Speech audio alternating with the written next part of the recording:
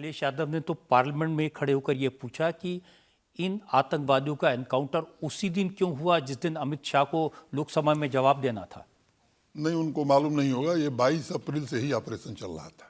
ये बात सख्ती से कही गई थी कि जो लोग पहलगाम की घटना में लिप्त हैं वो निकल के बाहर न जा सकें, इसका पूरा इंतजाम कीजिए। अब मुझे लगता है कि ईश्वर भी उन्हीं की मदद करता है जिनकी नीयत ठीक होती है। तो उनको मरना भी था तो उसी दिन मरे जिस दिन पार्लियामेंट में बहस हो रही थी। उमर अब्दुल्ला आपके राज्य के मुख्यमंत्री हैं। उन्होंने वैसे तो ऑपरेशन पहलगाम को सपोर्ट किया था, लेकिन उन्होंने कहा कि लेफ्टिनेंट गवर्नर का फेलियर इस देश को वॉर के मुहाने तक ले गया। उन्होंने कहा है तो मैं इसका स्वागत करता हूँ। अब उनको ये भी कहना चाहिए कि हड़ताल बंद हो गई।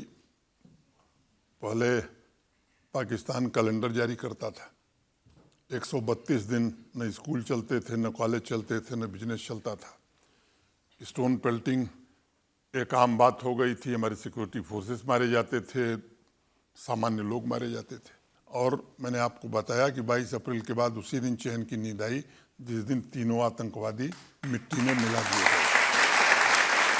राहुल गांधी ने एक बात का क्रेडिट लिया। उन्होंने कहा कि जब पहलगाम में हमला हुआ तो उन्होंने कहा कि मैं पहला ऐसा नेता था जो हिम्मत करके वहां गया, घटनास्थल पर पहलगाम गया। लेकिन देश के गृह मंत्री श्रीमान अमित शाह जी तो बैसरन घाटी में गए थे और 22 को घटना हुई, 22 की शाम को पहुंच गए थे श्रीनगर, रात को सुरक्षा बैठक करी और 23 को सुबह सुबह वो बैसरन घाटी में खुद जा करके सिक्योरिटी एजेंसीज के साथ उन्होंने चर्चा की, मुआयना किया, फिर आकर के परिजनों से मिले। तो मुझे लगता है कि ये शायद देश को कुछ लोगों ने गलत बताने की कोशिश की है। जनता में से इस बारे में अगर कोई सवाल हो किसी के मन में। राहुल गांधी का ये कहना है कि मोदी ट्रम्प से डरते हैं और इस वजह से उन्होंने सीज फायर की। इस पे आपका क्या कहना है? वैसे ये राजनीतिक सवाल है, मैं उसमें फंसना नहीं चाहता हूँ, लेकिन इसका जवाब बहुत स्पष्ट रूप से स्वयं प्रधानमंत्री जी ने देश की संसद में दे दिया है और देश और दुनिया को पता लग गया। उन्होंने कहा कि दुनिया के किसी नेता ने हमको फ़ोन नहीं किया सीज फायर के लिए। और भारत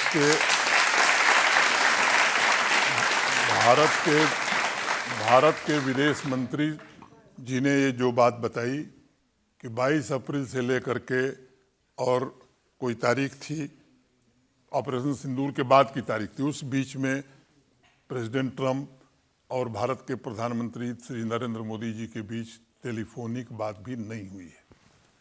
राहुल गांधी ने एक और बात कही। उन्होंने कहा कि जो ऑपरेशन सिंदूर था ये प्रधानमंत्री नरेंद्र मोदी की छवि को चमकाने के लिए था, क्योंकि उनके हाथ खून से रंगे थे।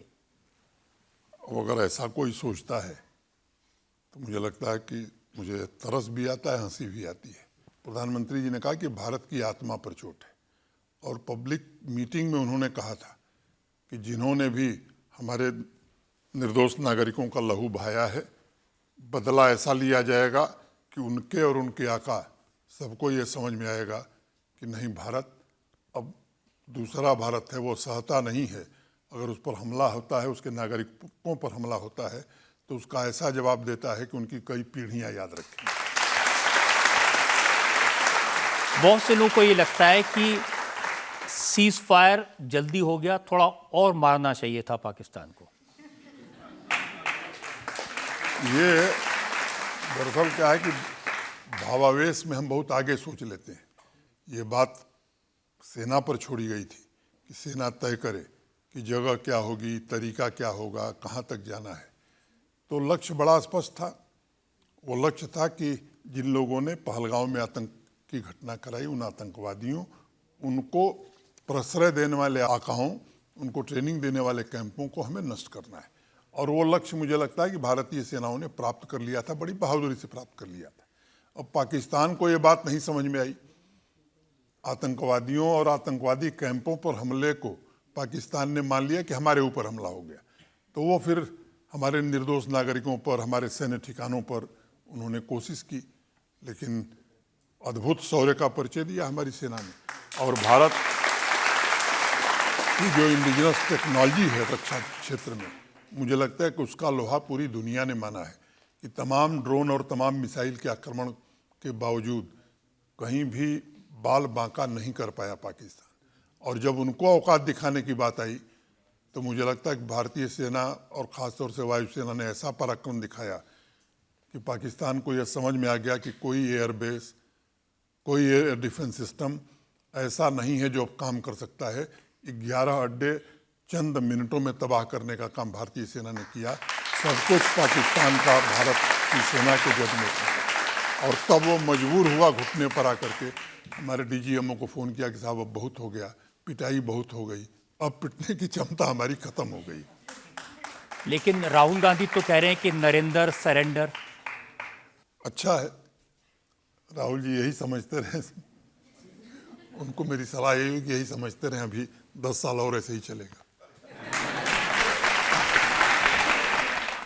मनोज जी, महाराष्ट्र के फॉर्मर चीफ मिनिस्टर हैं पृथ्वीराज चव्हाण, उन्होंने कहा कि जम्मू कश्मीर की सरकार, वहाँ के लेफ्टिनेंट गवर्नर क्या करते हैं, रिलीजियस फंडामेंटलिज्म फैलाते हैं।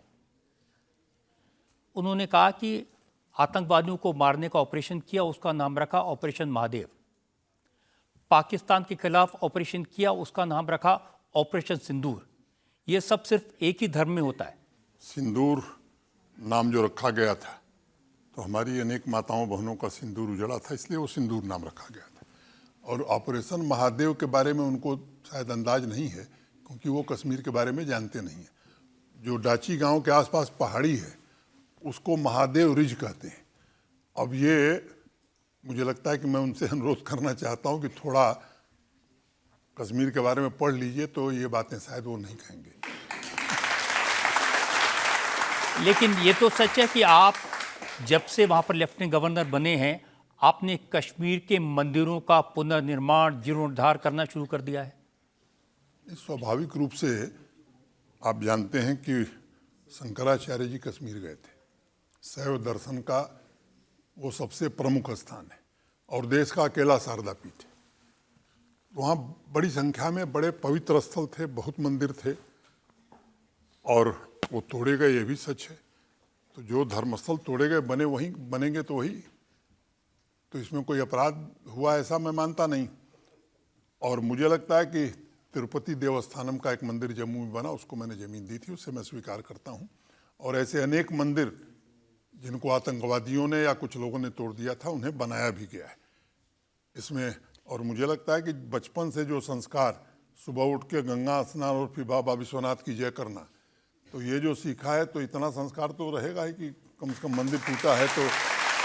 मनोज जी, मुस्लिम बहुल राज्य है, ज़्यादा मुस्लिम पॉपुलेशन है, और वहाँ आप मंदिर बनवा रहे हैं। एक आध मस्जिद भी बनवा देते। मुझे लगता है कि ये जो हेरिटेज कंजर्वेशन का प्लान हमने बनाया था, उसमें मंदिर ही नहीं बने हैं, उसमें गुरुद्वारा भी बना है, उसमें चर्च भी बनी है, उसमें मस्जिद भी बने।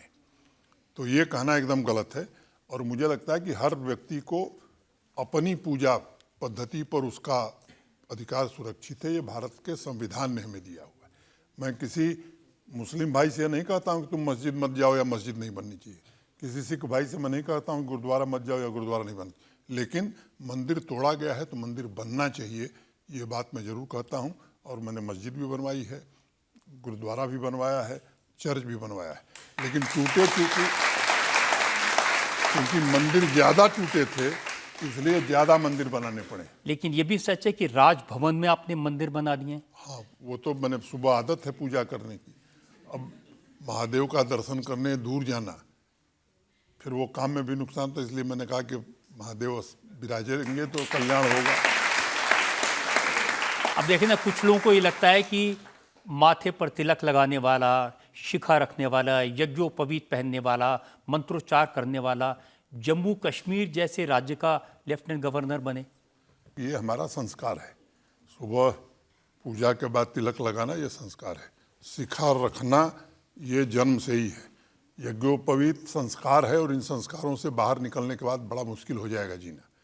और मैं तिलक और शिखा और यज्ञोपवीत के साथ मुहर्रम के जुलूस में भी 33 साल बाद जब जुलूस नहीं निकलता था तो उसमें भी मैं शामिल होता हूँ। मेरा दूसरा पक्ष ये है।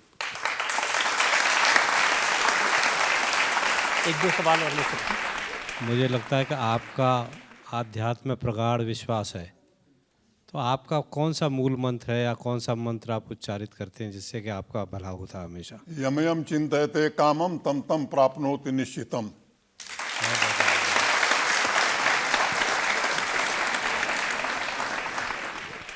इसका अर्थ भी बता दीजिए मंत्र का लोगों को। यम यम चिंतयते कामम, जिन जिन कामों के बारे में आप सोचते हैं देवी की आराधना के बाद, तम तम प्राप्नोति निश्चितम, उसे जरूर आप प्राप्त करेंगे। एक और नरेंद्र मोदी जी और पहले के प्रधानमंत्रियों में आपको ऐसा क्या फ़र्क नज़र आता है, खास करके बात जब पाकिस्तान और कश्मीर के रवैये को लेके हो? मुझे लगता है कि फ़र्क आपको भी पता है, आप कहना नहीं चाह रहे हैं।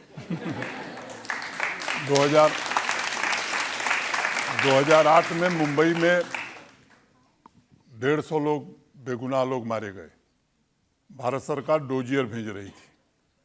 अब जो कुछ पहलगांव में हुआ या उसके पहले बालाकोट या उरी के बाद जो कुछ हुआ, मुझे लगता है कि अब दुनिया को पता है और खुले तौर पर प्रधानमंत्री जी ने घोषित कर दिया है कि कोई act of terrorism act of war माना जाएगा। पानी और खून साथ साथ नहीं बहेंगे, ट्रेड और टॉक एक साथ, टेररिज्म और टॉक एक साथ नहीं होगा। तो मुझे लगता है ये फर्क पूरा देश जान रहा है।